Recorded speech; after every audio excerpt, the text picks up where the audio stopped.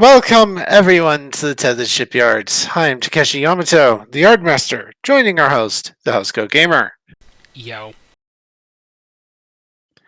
Today we are taking a look at the Ahwahnee-Class starship, the next of the post-359ers.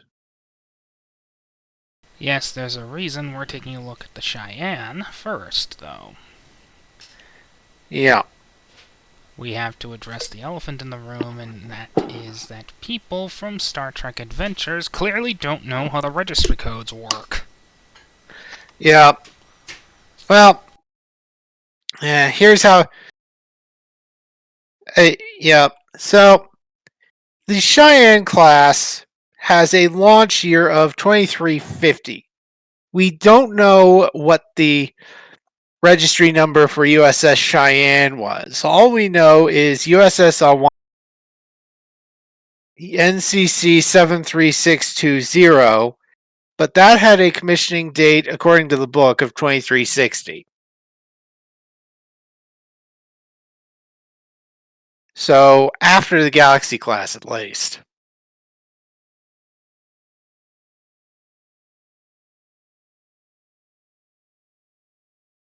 Well, the Galaxy class was part of the development program. Yeah, the Cheyenne class was part of the development program, so yeah. I figured they probably kept producing ships of that class afterwards. And as probably one of the few ships that was cheap to produce after Wolf 359. At least until the Akira finally started getting traction. Yeah. Note to self, shoot every single member of the Federation Council. Yeah. Oh wait, the Breen probably did that during the attack on Earth. Yeah. I have no respect for idiots. Yeah. Anyway, we're not discussing the Cheyenne or her sister ships, though about goddamn time we have a Tethys constellation. A bit weird that it's a carrier, but what the hell? Yeah, bit weird that it's a carrier, but we actually managed to find a bit of a joke in there. Cruiser, carrier. What? Weedle, honest. What? Anyway, for those unaware, that's a joke from. Let's move on. Right. Anyway, the Ahwahnee-Class. As a starship that looks relatively familiar, you might recognize elements of this ship. And, well, we're actually going to utilize parts of that similarity. We are going to label this as a vessel that is basically a prototype for the Gagarin class. She has too many elements to be considered not part of the line. Yeah. But she has an earlier registry code. 91620. So, obviously she's an earlier part of the line. A way to try and modernize the fleet. Even if it does have those god-awful orange nacelle caps. Yeah. Seriously. Cryptic, if you ever watch these things, stop with the orange. Keep the red. Red works. Yes, red works. Red is good. Orange is just no. Actually, to put it in a different to put it in a style from an actual Star Trek episode. Ron, show us a ship with red Busar collectors. This is red. Red is good. This is orange. Orange is no. For once, quoting a TNG episode instead of something from DS9. I should be proud. Yeah. Regardless, we've screwed around enough. Time to start loring this thing up. After the Dominion War, and shortly before the attack on Mars, Starfleet decided to revisit its roots a tad. or at the very least, revamp ships for the role. As the Constellation was beloved but horribly out of date, and the Cheyenne no longer up to snuff, as it were, Yeah. it was decided to revitalize the concept as a new starship class, named after the ship in question. Now, I am going to be quoting part of an episode for this, Redemption Part 2. The Ahwahnee was salvaged from Wolf 359 and served in the fleet with Picard. But obviously she was retired, so naming a ship after the ship that was reborn from the ashes, if temporarily, because, well, Yeah. it was decided to take the best technology available and create a micro-command cruiser. Obviously, the attack on Utopia Planitia ruined most of those ideas, but fortunately the original USS Ahwahnee, NX 91620, was on trial runs away from Utopia Planitia when the attack happened. So the class wasn't lost. It was, however, put into suspended animation until 2400, shortly after the Romulan involvement in the attack on Mars was discovered, as well as continued Romulan influence over Federation policy. Let's just say that many members of the Federation Council and Starfleet Command were taken behind the shed, as it were. Yeah. And I mean that only semi-literally. A lot of them did die. Treason is punishable by the death penalty. Yeah.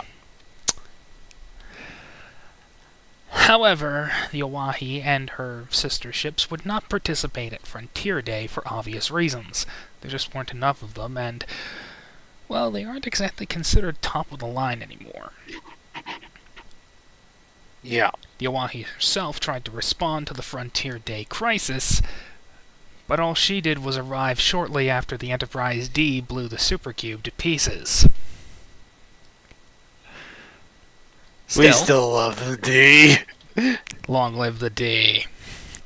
Still, it could be considered symbolic that a ghost of Wolf 359, some components of the original USS Ahwahnee were used in the Ahwahnee-Class prototype, arrived just to watch the cube explode.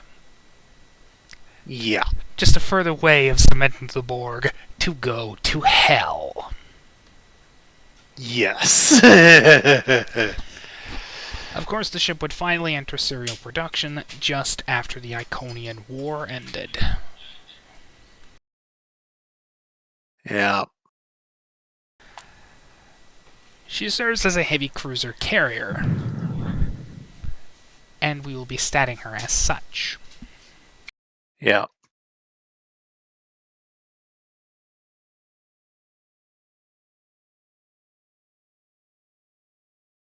Love it. Production. And I'm actually doing, and for the stats, I'm actually doing something a little similar to what they did for the Odyssey in the book. For the book, the Odyssey class basically has two launch dates.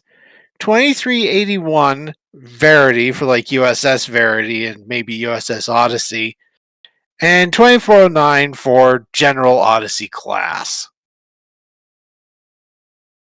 And I'm doing something similar here. Prototype class for the 2382 prototype and 2411 production.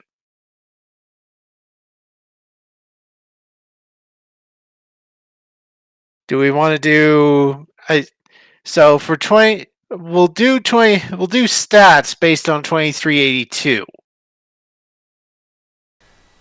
But we might also do parentheses items for 2411.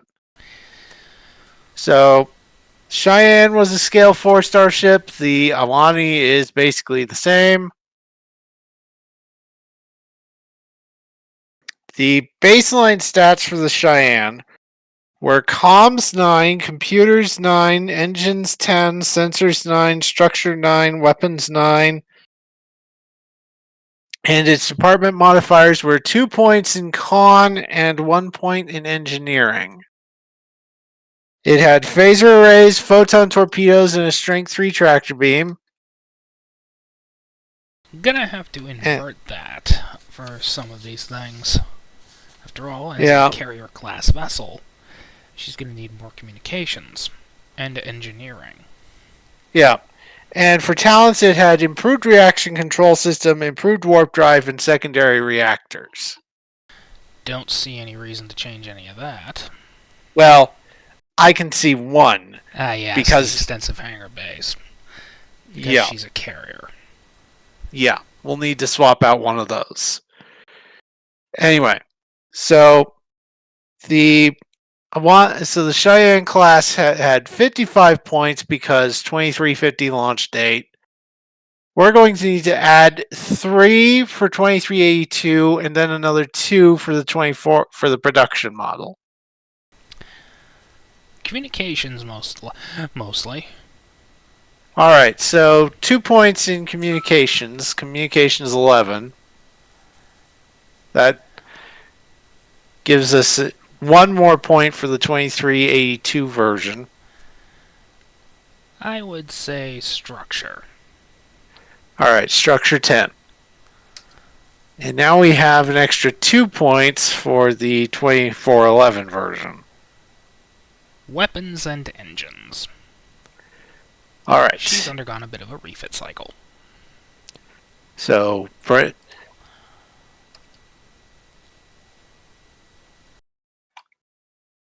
yep.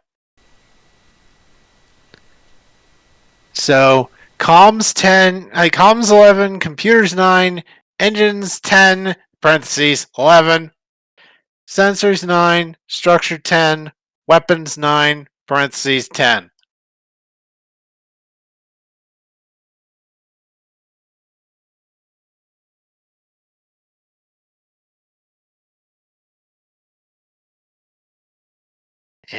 You know what? Screw it. We're going to do 2 variations. We're going to make this 2 separate documents. Sorry. It's fine. It's fine. It happens. Yep. It gives me more time to complain about how long it took for Cryptic to actually do something very, very simple. I mean, for God's sakes. We have been wanting a Tier 6 constellation for years. And yes, while Wolf 359 is rather fitting, why take so long in manufacturing a starship that is basically just a 4-nacelled version of literally anything? And why make it a carrier? A flight deck cruiser I could understand.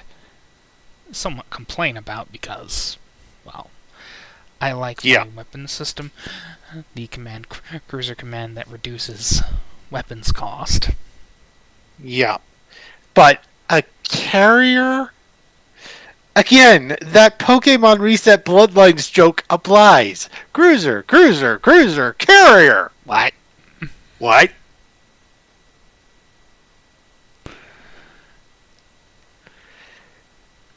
We could live with a confusing but understandable flight deck cruiser. Because Constellation, how many hangar bays? Yeah. Yeah. But going for a full-blown carrier. You can understand the general confusion I have when you're breaking the pattern. Right. Anyway, so, department modifiers. Again, the Cheyenne had 2 points in con, 1 point in engineering.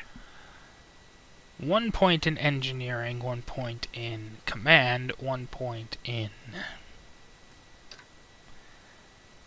something else. Well, the Cheyenne for the book, the Cheyenne was an attempt to bring the aging constellation into the 24th century and basically experimental warp coil technology. And so the Federation mostly used them as high-speed couriers. Do we want to keep it in con, or do we want to keep that last point in con, or do we want to move it to security, science, or medicine? I'm thinking security. I hate to point this out, but this is not a courier. Her Yeah. role is basically as the center point of a battle group or a sector command ship.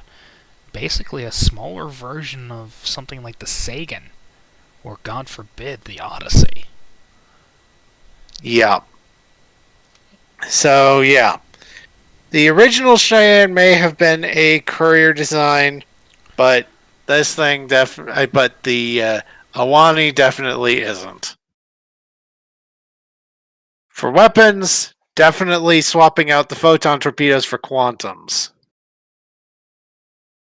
Though you can re-add them at your own recognizance, because photon torpedoes are easier to manufacture. Yeah. Let's see. Let me do some copying over. Let's see.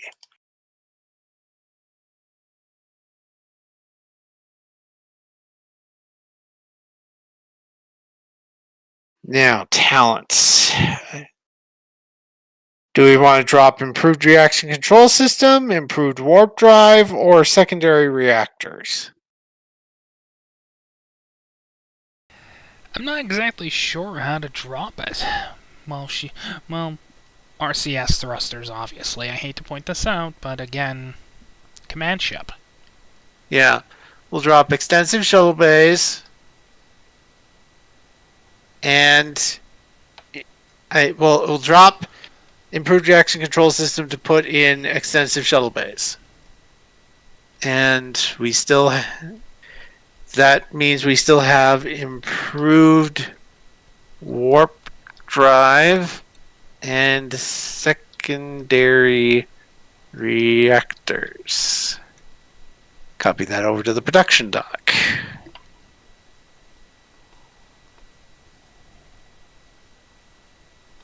All right. Descriptor trait, Federation starship. I figured that's good. Pocket Odyssey. Pocket. Maybe for the production model. After all, with the Odyssey-Class being top of the line and usually being used as the flagship, not to mention being so rare compared to a smaller vessel like the Ahwahnee, she'd be more common and have most of the capabilities. Yeah. Just not the armament and shielding. Because let's be honest, the Ahwahnee is really small. Yeah.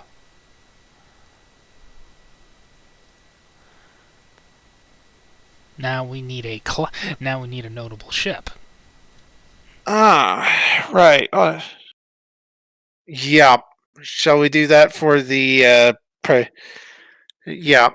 We'll do that in the production model doc.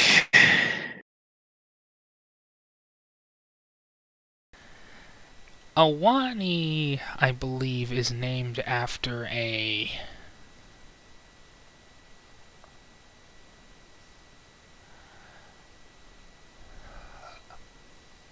I do apologize if this sounds really offensive.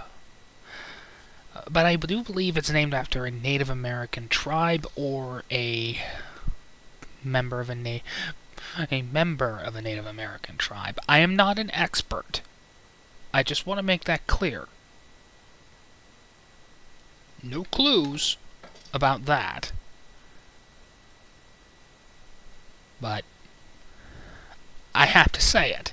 I think they're named after that, so We're gonna have to.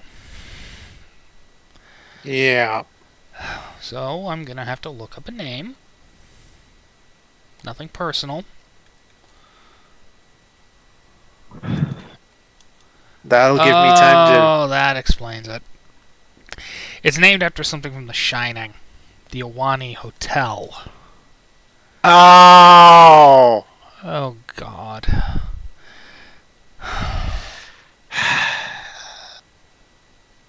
Ugh.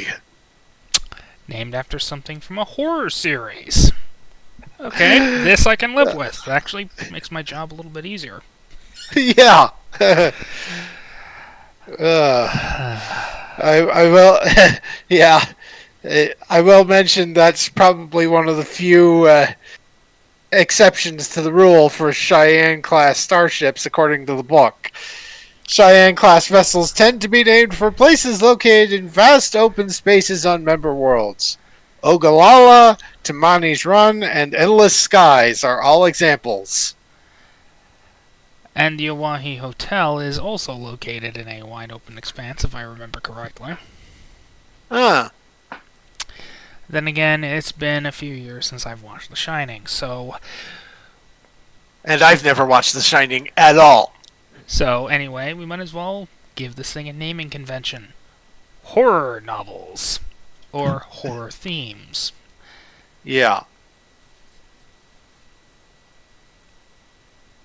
Perry. USS Perry. For anyone unfamiliar with the name, in which case, what kind of rock have you been living under for the past 20 years? S.D. Perry is a prolific horror writer, writing the novelizations for the Resident Evil games, multiple Alien movies, and I do believe that S.D. Perry was also responsible for the Shadows duology, as well as the novel River of Pain, but don't quote me on that. I didn't exactly pay attention to the name of the author. Yeah. She's a production Hawaii, for obvious reasons, Yep. and serves as a micro-command ship in the formation that disappeared in 2412 shortly after the Seeker debacle. Yep. Hint, hint. Yeah, this is another ship. This is another ship from our shipping section. And honestly, that is a very interesting little story. Anyway, Inspired. moving along. Yeah. Anyway, moving along. Let's see. Mission profile. Recommended profiles for ships like this: command ship, flagship. Yeah. Yeah, flagship or strategic and diplomatic operations. We'll just do basic strategic and diplomatic because this thing isn't the flagship of its fleet, but it is definitely in that kind of categorization. So She also serves as command ship for obvious reasons. strategic and diplomatic operations. Modifiers. Department values: Command 3, Con 1, Security 2, Engineering 2, Science 2, Medicine 2. Add the modifiers.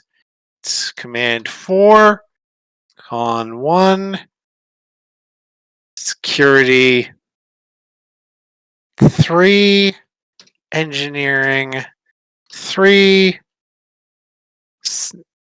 Science 2, Medicine 2.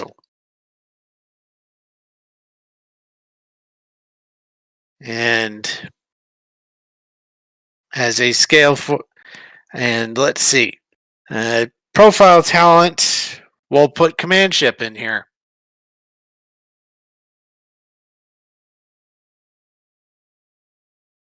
So scale drive stats: resistance 4, power 16, engines 11 plus 5 for secondary reactors, Shields are structure plus security, so that's 13. And I'll work on getting stats for the weapons.